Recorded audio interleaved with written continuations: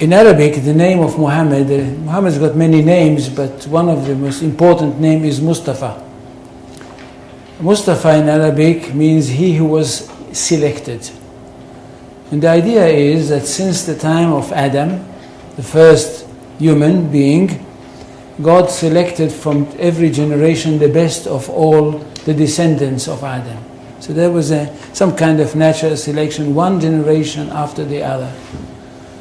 Until at the end, he selected the best of the best of the best of the best. And this is the Prophet Muhammad. And he chose him to give him his word, the exact word of God, and of course selected him to be the prophet that will bring to humanity the finest of all revelations. This is Islam. That we are talking about a culture which is highly rich, highly interesting, and highly rewarding. And that's what the most important thing.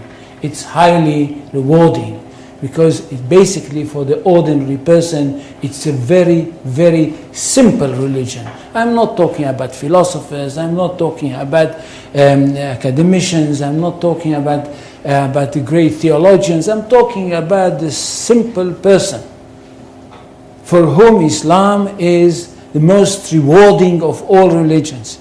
At the end of the story, if he is a good Muslim, and he dies, he is going to go straight into paradise, and paradise is described in the most colorful way possible in the Quran. And for this reason, I think we should speak about Islam with great respect. And not just, as I can hear some people say, well, it's Islam, it's nothing. No, it's not. And it's not a simple thing that a person like me and others like me in the academy, in fact, dedicated their life for the studying of this culture. Now, Islam is not a religion in the ordinary, simple way of thinking. Islam is a culture which comprises everything. And most of all, it is a culture based on revelation, and it is a culture which is based on a legal system. It is basically a legal system. It is a legal system which comprises everything. It comprises the life of the individual, it comprises the life of the society, it comprises the state. That's one thing. Secondly, it is a world religion. It's not like Judaism, which is not a world religion. It is connected with the chosen people, and it's only for them. And it's not connected with the territory of the world, it's connected with one small country. Islam is a world religion connected with the world, and it wants to establish world order. For Islam, the whole world is one state. And all the people of the world are those people who live in this one state. Now when Muhammad came with this idea, the words came from God to him. And it says, I don't know how many, do any people know Arabic here? They don't. So I will not quote in Arabic.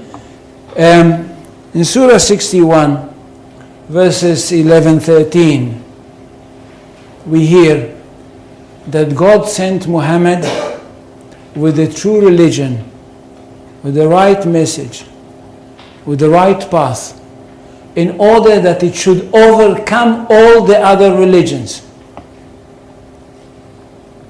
Which means that there is only one truth.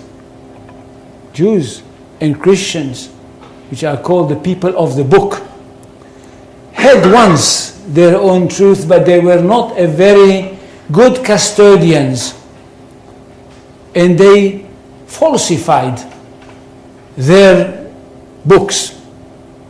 That's why Allah had to send another prophet, a modern prophet, that should bring the last word of God and the only word of God to humanity. This is the Quran. Nothing can be superior to it. And because of that, this religion is regarded to be one that stands on top of everything else. In Arabic, they say, Al-Islam ya'lu wa la yu'la alayhi. Islam is superior, nothing can be superior to it. Which means we are talking about not only the final word of God, not only about the finest word of God, but the truest of all revelations.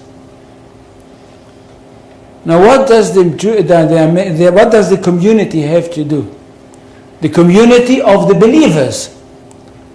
Those people that were lucky enough to have their hearts open and to have accepted the call of the Prophet Muhammad. What do they have to do? They have a mission in this world. To bring the word of God to the whole universe, or if you want, to the whole of this planet.